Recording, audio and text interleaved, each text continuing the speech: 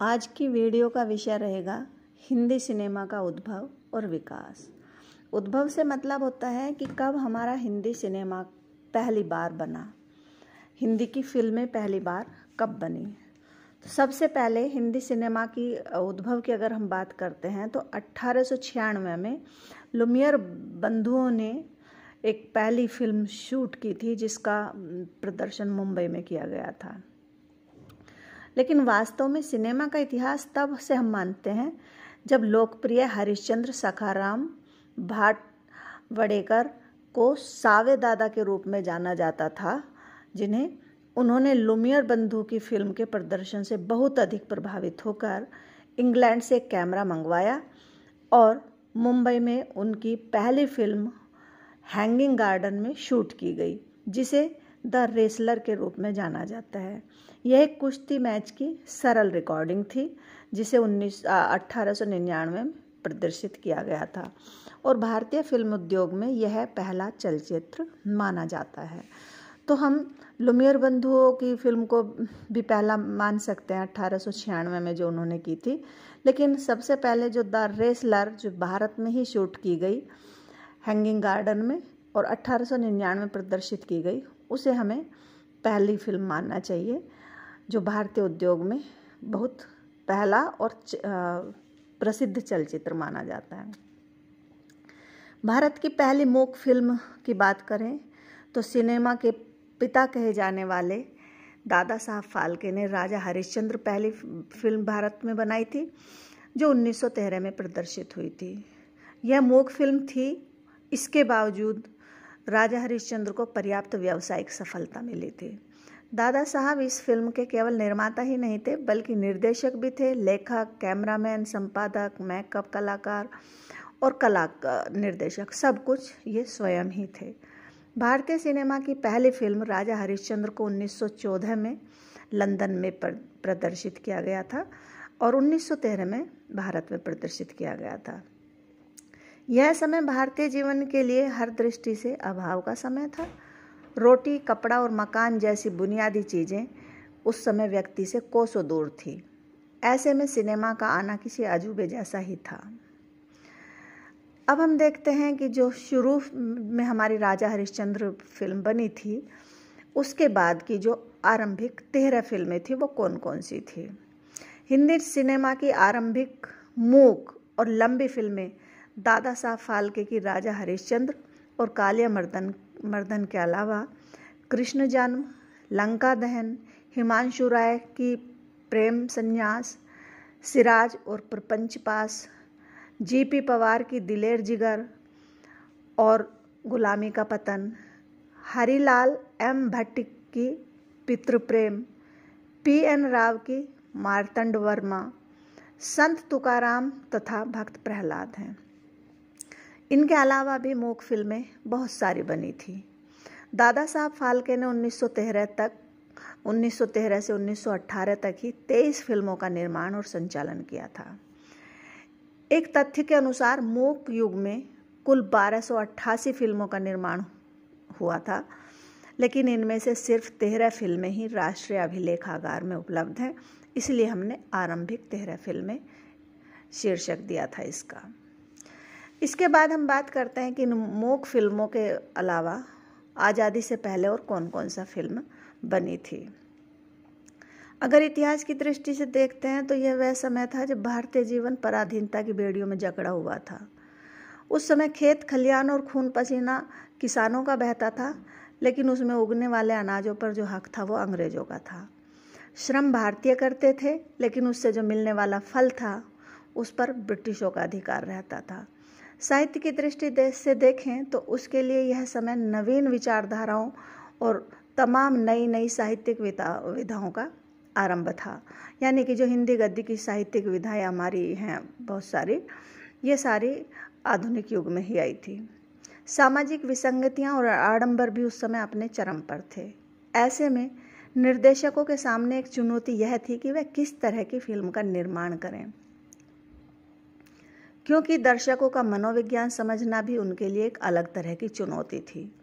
इस समय के अधिकतर फिल्मों में धार्मिक, ऐतिहासिक, सामाजिक और पंचतंत्र जैसे विषयों को लिया गया था।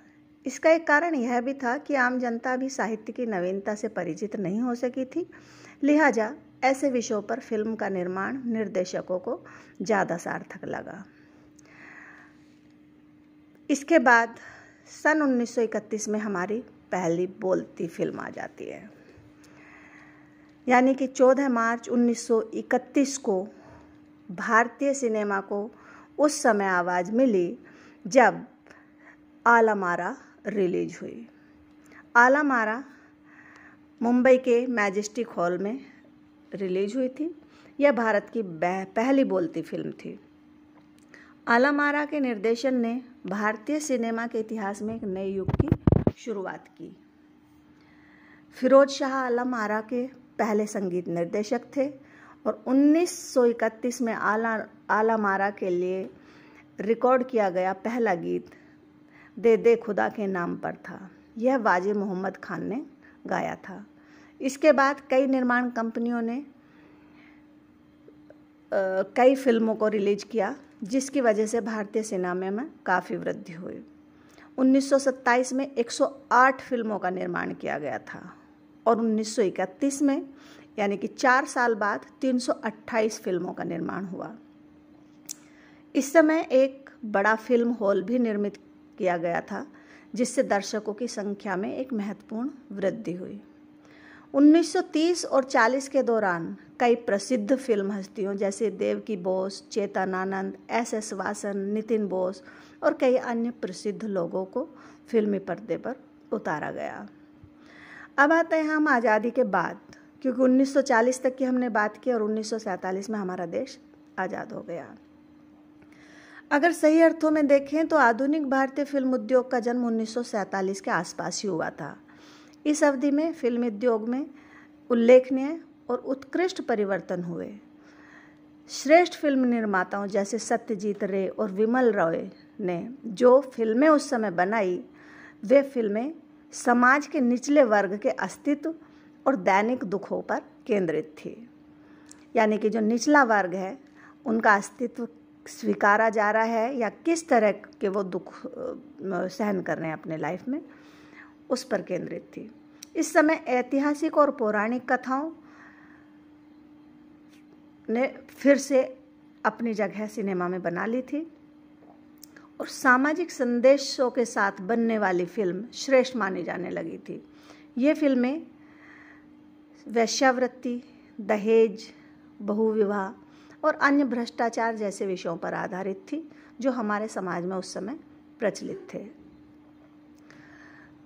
देश 1947 में आज़ाद हुआ तो मानो फिल्म संगीत को भी कठोर नाटकीयता के करीब पहुंच रही शास्त्रीयता से आज़ादी मिल गई थी। 2 फिल्मों ने उस समय भारत के संगीत के व्याकरण को काफ़ी हद तक बदल दिया और संगीत को सुगम और सुलभ और सरस बना दिया।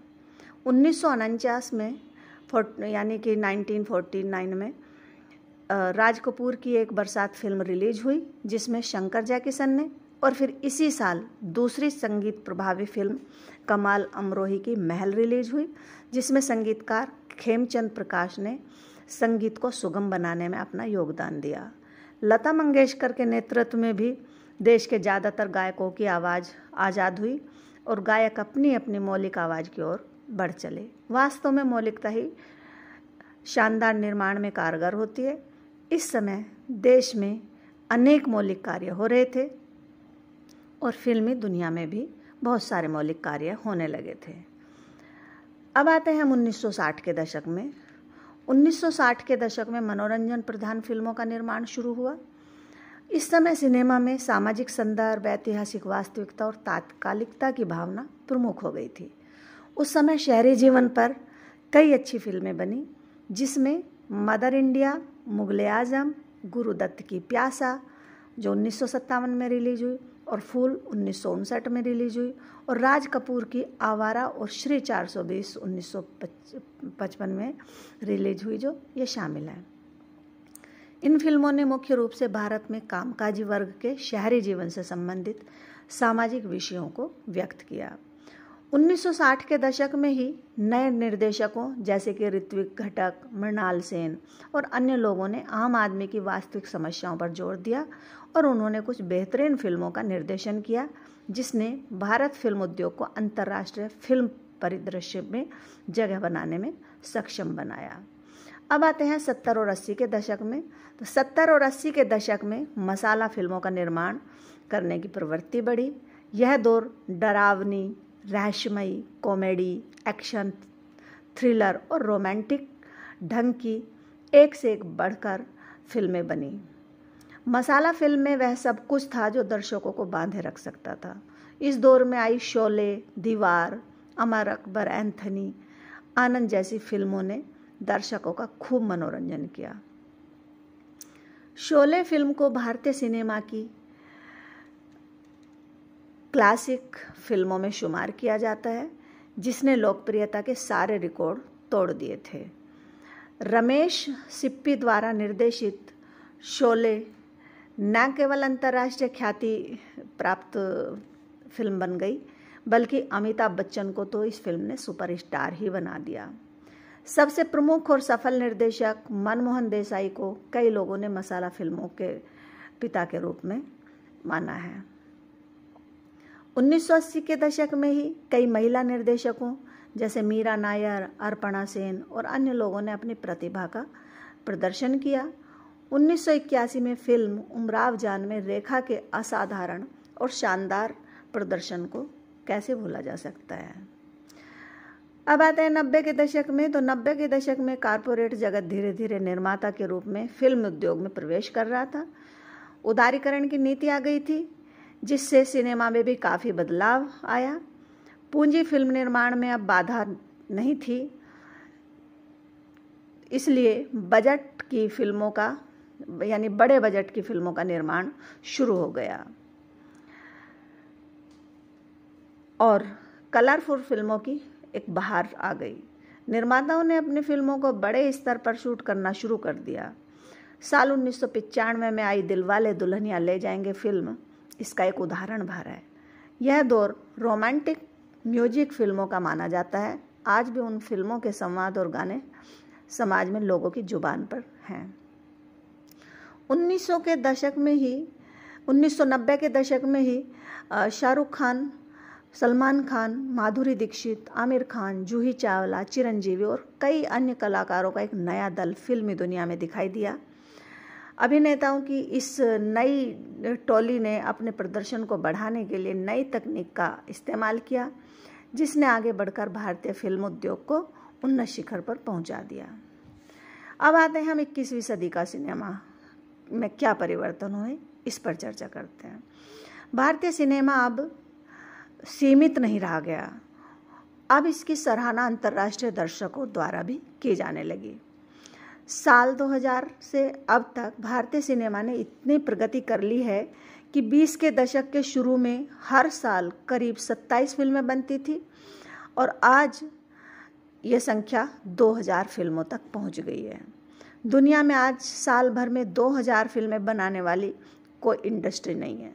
उदारीकरण के बाद देश में एक नए मध्य वर्ग का उदय हुआ, जो अच्छे कंटेंट के लिए पैसा खर्च करने को भी तैयार है और उसकी इस ज़रूरत को OTT प्लेटफॉर्म ने काफ़ी हद तक पूरा भी किया है। भारतीय सिनेमा के 21वीं सदी की जब हम बात करते हैं तो वैश्वीकरण के इस दौर में हिंदी सिनेमा की पहुंच उस व्यक्ति तक भी हो गई है जो ना तो भारत को और ना ही भारत की राष्ट्रभाषा हिंदी को अच्छे से जानता है। उदाहरण के लिए दंगल, बजरंगी भाईजान, 3 इडियट्स और हिंदी मीडियम जैसी हिंदी फिल्मों को चीन, अमेरिका और संयुक्त अरब अमीरात में अपने प्रभावी कंटेंट के कारण खूब पसंद किया गया है। बीते कुछ सालों की बात करें तो इनमें क्षेत्रीय सिनेमा की फिल्मों को भी दर्शकों ने खूब पसंद किया है। अब क्षेत्रीय सिनेमा अपने दायरे से निकलकर पैन इंडिया फिल्मों की तरफ मुड़ गया है। बाहुबली, पुष्पा, RRR, KGF और कांतारा ने सफलता के नए कीर्तिमान गढ़े हैं जो क्षेत्रीय फिल्में हैं। इन फिल्मों को भारत के बाहर भी खूब पसंद किया गया है। कन्नड़, तमिल, तेलुगु, मलयालम और मराठी सिनेमा इंडस्ट्री में एक से बढ़कर एक हिंदी फिल्में, एक से बढ़कर एक वहाँ की भाषा में फिल्में बन रही हैं, जो बेहतर डबिंग के कारण भाषाई कठिनता भी उनमें ख़त्म हो गई है। निष्कर्षतः यह कहा जा सकता है कि अपने आरंभ से लेकर आज तक हिंदी सिनेमा विकास की ऊंचाइयों का स्पर्श कर रहा है। अपने प्रभावी कंटेंट और तकनीकी संभावनाओं के साथ सिनेमा हमारे दैनिक जीवन का एक हिस्सा बन गया है, चाहे वह क्षेत्रीय सिनेमा हो या बॉलीवुड हो। यद्यपि हमारे समाज में मनोरंजन के लिए खेल भी एक प्रमुख भूमिका निभाता है, लेकिन चूंकि आज भारतीय सिनेमा मनोरंजन का एक मुख्य साधन बन गया है, इसलिए खेल से अधिक फिल्म उद्योग की जिम्मेदारी है कि वह फिल्मों के लिए बेहतर समाज हित वाला कंटेंट का चयन करे, क्योंकि फिल्में दर्शकों के विचारों को गहरे स्तर तक प्रभावित करती हैं।